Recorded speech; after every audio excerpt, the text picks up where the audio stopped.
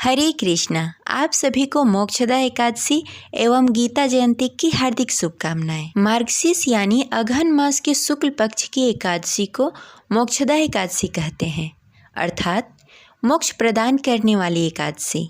आज के ही दिन भगवान श्री कृष्ण ने अर्जुन को गीता का उपदेश दिया था, इसलिए आज के दिन गीता जयंती भी मनाई जाती है। तो आज की इस वीडियो में हम सुनेंगे मोक्षदा एकादशी संपूर्ण व्रत कथा। आज के दिन भागवत गीता का पाठ भी किया जाता है और भागवत गीता भी सुनी जाती है। तो चलिए सुनते हैं मोक्षदा एकादशी व्रत कथा। कथा शुरू करने से पहले कमेंट बॉक्स में लिखें हरे कृष्णा। एक बार धर्मराज युधिष्ठिर कहने लगे, हे भगवान, मैंने मार्गशीर्ष मास के कृष्ण पक्ष की एकादशी अर्थात उत्पन्न एकादशी का सविस्तार वर्णन सुना।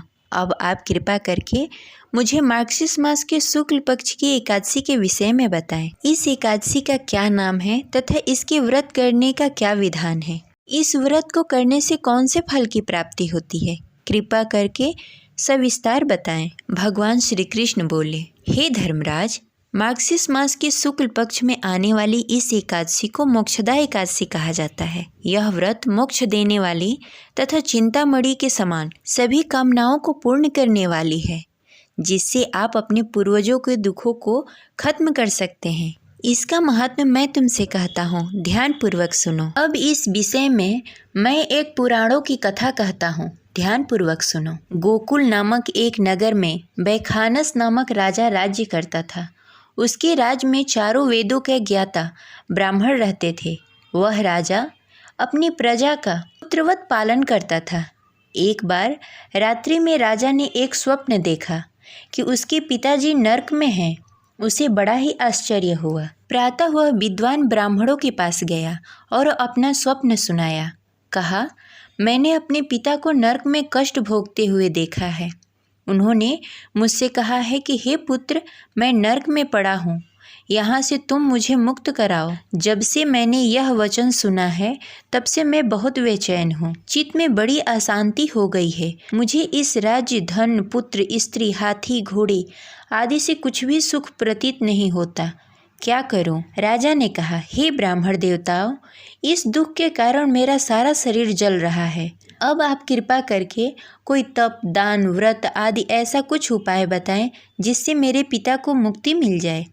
उस पुत्र का जीवन व्यर्थ है जो अपने माता पिता को उद्धार न कर सके। एक उत्तम पुत्र जो अपने माता पिता तथा पूर्वजों का उद्धार करता है, वह 1000 मूर्ख पुत्रों से अच्छा है। जैसे एक चांद सारे संसार को प्रकाश देता है, परंतु हजारों तारे नहीं कर सकते। ब्राह्मणों ने कहा, हे राजन, यहाँ पास ही भूत, भविष्य, वर्तमान के ज्ञाता पर्वत ऋषि का आश्रम है। आपकी समस्या के हल वे जरूर बताएंगे। ऐसा सुनकर राजा मुनि के आश्रम में गए। यथा योग्य अभिवादन के पश्चात अपनी चिंता का कारण बताया। पर्वत मुनि ने अपने ध्यान साधना से राजा के पिता के पाप कर्मों को जान लिया। उन्होंने राजा को सब कुछ बताया। उन्हें मोक्षदा एकादशी व्रत करने को कहा। मुनि बोले, हे राजन, आप मार्गशीर्ष मास की एकादशी का उपवास करें और उस उपवास के पुण्य को अपने पिता को संकल्प करके दे दें। इसके प्रभाव से आपके पिता का अवश्य ही मुक्ति हो जाएगा। मुनि की ये वचन सुनकर राजन महल में आए और मुनि के कहे अनुसार कुटुंब सहित मोक्षदा एकादशी का व्रत किया। इसके उपवास के पुण्य अपने पिता को अर्पित कर दिया। इसके प्रभाव से उनके पिता को मुक्ति मिल गई और वो स्वर्ग में जाते हुए अपने पुत्र से कहने लगे, हे पुत्र, तेरा कल्याण हो। यह कहकर स्वर्ग चले गए। मार्गशीर्ष मास के शुक्ल पक्ष की मोक्षदा एकादशी का जो भी व्रत करते हैं, उनके समस्त पाप नष्ट हो जाते हैं। इस व्रत से बढ़कर मोक्ष देने वाली और कोई व्रत नहीं होती। इस कथा को पढ़ने तथा सुनने वाले वाजपेयी यज्ञ का फल प्राप्त करते हैं। यह व्रत मोक्ष देने वाला तथा चिंतामणि के समान सब कामनाएं पूर्ण करने वाला है। प्रेम से बोले जय हरि विष्णु। अगर आपको कथा अच्छी लगी हो तो इसे लाइक करें और ज़्यादा से ज़्यादा लोगों को शेयर करें। मिलते हैं अगले वीडियो में, तब तक के लिए हरे कृष्णा।